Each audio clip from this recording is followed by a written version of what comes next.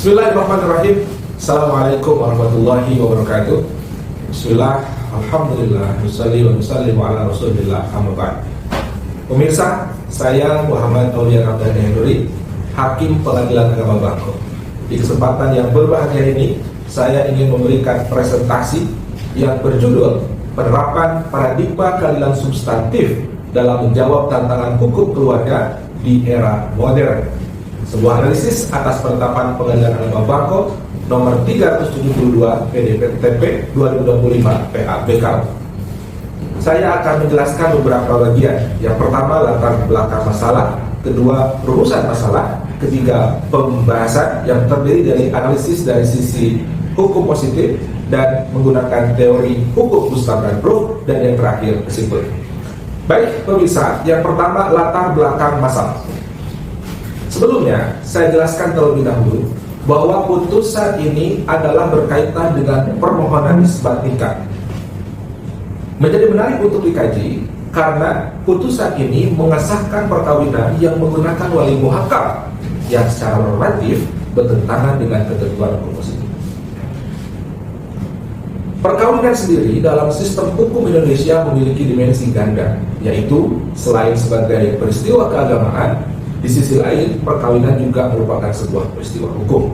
Keabsahan perkawinan diatur dalam pasal 2 ayat 1 Undang-Undang Nomor 1 Tahun 74 tentang perkawinan, sedangkan kewajiban pencatatan diatur dalam ayat 2-nya. Ketentuan ini menunjukkan pentingnya integrasi antara hukum agama dan hukum negara. Namun, dalam praktiknya masih banyak perkawinan yang dilakukan secara agama tetapi tidak dicatatkan, sehingga menimbulkan berbagai persoalan hukum, terutama terkait perlindungan hak-hak perempuan dan anak.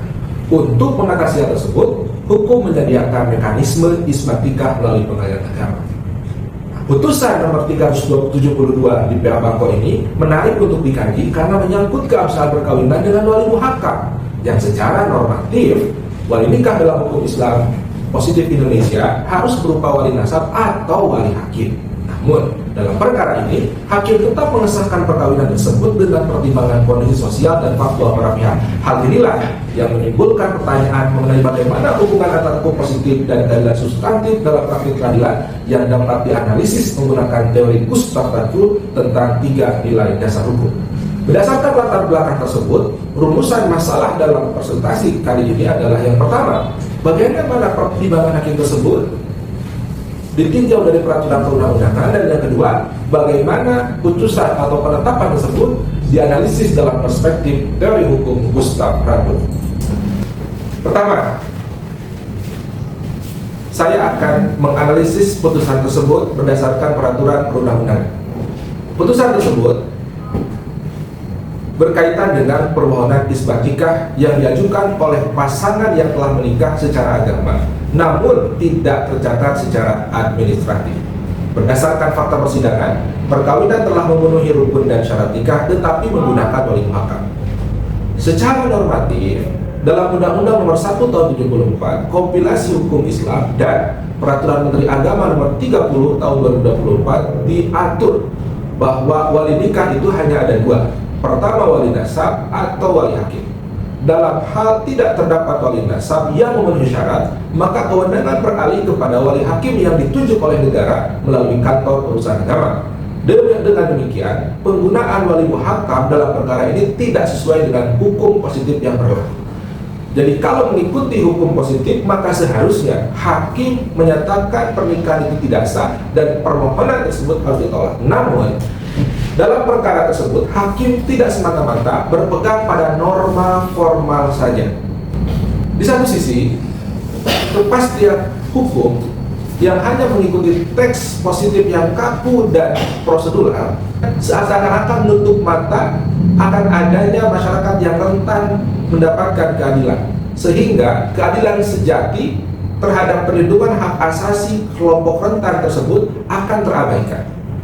Dalam hal ini, ada beberapa hal yang dipertimbangkan oleh hakim. Di antaranya adalah, pertama, pernikahan mu'alaf, pemohon dua atau istri dalam perkara tersebut baru memeluk Islam sesaat sebelum menikah. Yang kedua, ayah dari perempuan tersebut telah wafat, sementara saudara laki-laki semuanya beragama non-muslim, sehingga rantai perlawanan itu terputus. Dalam kondisi darurat seperti itu, menghadapi kebentuan, maka pihak keluarga saat itu menyerahkan hak perwalian kepada tokoh agama setempat yang bernama Ustaz Fahmi Rohim sebagai wali muhakam. Tentu saja hal tersebut berbenturan dengan hukum positif seperti yang sudah dijelaskan tadi, baik itu KHI maupun peraturan Menteri Agama. Namun demikian, kalau diteliti secara sosiologis, dibalik alasan hakim mengabaikan aturan positif itu, yang pertama, secara geografis daerah tersebut termasuk geografis yang ekstrim. Pada tahun 2012 belum ada KUA di tempat tersebut, sehingga harus menempuh jarak yang jauh dan sulit ke KUA yang dekat, yaitu di Muara Jernih, yang mana jalannya pun belum terbuka saat itu. Kemudian yang kedua, dengan terisolasinya masyarakat tersebut, maka terjadi krisis literasi terhadap hukum saat itu. Tingkat pengetahuan masyarakat di dusun tersebut, bukan hanya masyarakat tetapi tokoh adatnya pun sangat minim pengetahuan tentang prosedur hukum perkawinan positif di Indonesia. Yang ketiga, secara sosiologis terjadi transisi spiritual sebagai mu'alaf yang baru. Pemahaman hukum Islam dari calon istri ini sangat-sangat mendasar sekali. Sedangkan menikah merupakan bagian utuh dari motivasi utamanya untuk masuk Islam. Jadi, salah satu motivasi perempuan tersebut masuk Islam saat itu adalah karena pernikahan. Dan pernikahan itu salah satu penyebab dia masuk Islam. Apabila perkawinan atau permohonan isbat tersebut ditolak, konsekuensinya maka perkawinan dianggap tidak pernah ada secara hukum. Akan berakibat hilangnya hak perdata, istri kehilangan kepastian status, dan tidak ada perlindungan hukum. Dan yang terakhir, akan mengancam krisis identitas anak. Mereka sudah punya 3 anak, ketiga-tiganya terancam menjadi anak di luar nikah dan kehilangan akses administrasi kependudukan. Dalam hal ini, menegakkan kepastian hukum formal secara buta dalam kasus ini justru akan menciptakan rantai penderitaan panjang bagi perempuan dan anak-anak tersebut. Maka, terdapat terobosan ijtihad dalam putusan tersebut dalam rangka menyelamatkan substansi hukum, yaitu menghadapi ancaman kemudaratan yang nyata. Hakim dalam putusan tersebut mengambil langkah berani untuk memberikan rukhsah atau dispensasi, menyimpangi kekakuan aturan hukum tertulis demi menyelamatkan kehidupan berkeluarga. Di antara alat yang digunakan secara yuridis untuk mempertimbangkan putusan tersebut adalah di antaranya literatur fikih klasik sebagai penawar kebutuhan hukum formal. Yaitu yang pertama, dalam putusan tersebut hakim mengambil alih pandangan Imam Nawawi dalam kitab Rondul Thalibin yang menyebutkan bahwa apabila ada perempuan yang tidak punya wali, kemudian dia menunjuk seseorang laki-laki untuk menjadi wali, lalu laki-laki itu menikahkannya, maka hukumnya boleh. Dalam ini secara langsung memvalidasi keabsahan tindakan penunjukan Ustaz Fahmi Rohim ketika wali nasab muslim sama sekali tidak ada. Dan yang kedua, hakim mengambil alih pandangan Imam Al-Qutubi dalam kitab Al-Jami' al-Ahkamil Quran yang menyebutkan bahwa apabila seorang wanita berada di tempat yang tidak ada hakim, dia dapat menyerahkan urusan pernikahan pada laki-laki yang dipercayai karena manusia harus menikah dan mereka melakukannya dengan cara sebaik mungkin. Dan pendapat yang kedua ini menjawab realitas ketiadaan institusi KUA yang terjangkau secara geografis di tempat tersebut pada saat itu, serta mengapresiasi itikat baik dari para pemohon.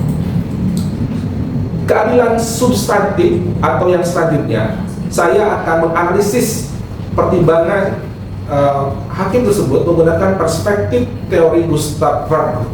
Menurut Raggrup, bahwa hukum harus mengandung 3 nilai dasar, yaitu yang pertama keadilan, yang kedua kepastian hukum, dan yang ketiga kemanfaatan.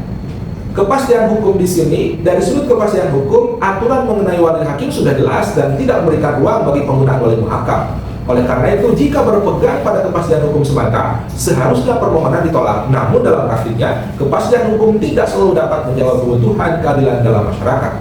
Yang kedua, dari perspektif keadilan, hakim dalam perkara ini lebih mengedepankan keadilan substantif.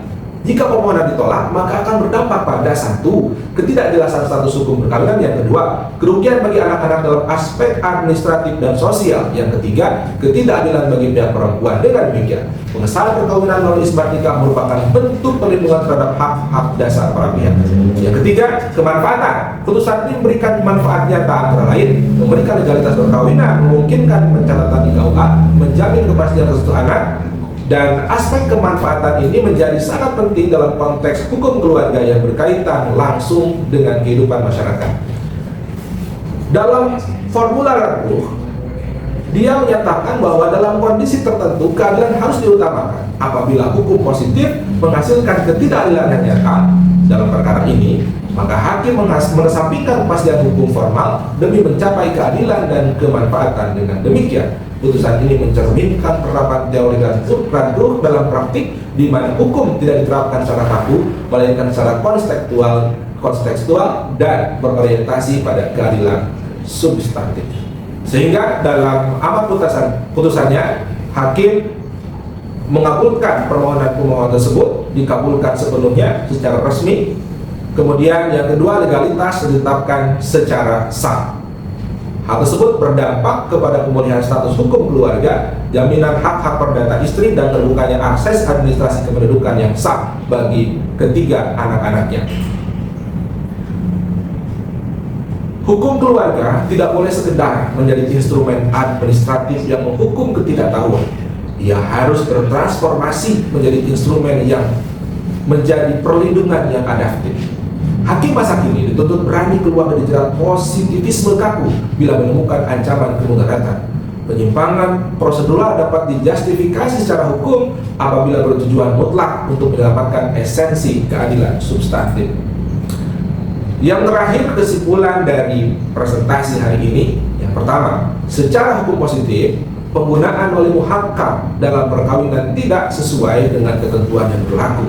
Namun, hakim dalam penetapan nomor 372 tahun 2025 PABKO tetap mengesahkan perkawinan tersebut dengan mempertimbangkan kondisi sosial dan kepentingan para pihak. Yang kedua, dalam perspektif teori Gustav Radbruch, putusan ini menunjukkan dominasi nilai keadilan dan kemanfaatan dibandingkan kepastian hukum. Hakim mengedepankan keadilan substantif guna memberikan perlindungan hukum kepada para pihak dan anak-anak mereka.